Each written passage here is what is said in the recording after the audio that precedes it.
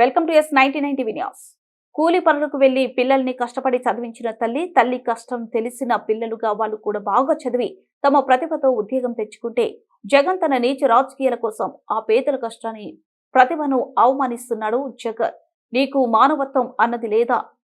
ఇప్పుడు ఈ ఉద్యోగం ఎవరికన్నా మీరు డబ్బులు ఏమైనా ఇచ్చారా? అసలు లేదు సార్, అంత స్తోమత మాకు లేదు సార్. ఇప్పుడు మా అమ్మ అయితే కూలి పని చేసి చదివి వేలాడడం చేసి ఎంత కష్టపడినామో మాకు తెలుసు సార్.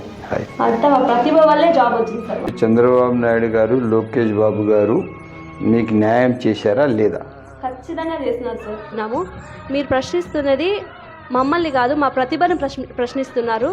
వారానికి సంపాదించి తినేవాళ్ళము, అలాంటిది మేము డబ్బులు పెట్టి అసలు కొనుక్కోలేదు. మీరు సోషల్ మీడియాలో అనర్హులకు ఉద్యోగం ఇచ్చారు, కొనుక్కున్నారు ఉద్యోగాలు అంటున్నారు, కానీ ఇది వాస్తవం కాదు.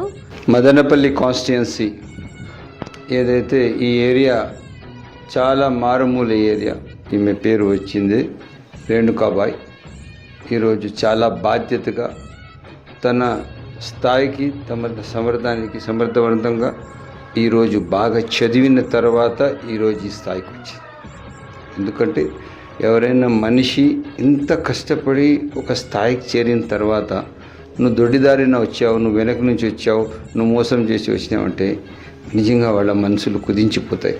దయచేసి మనం మానవతా విలువలు, మంచి సమాజం కోసం ఈ చెడు రాజకీయాలు మంచిది కాదు.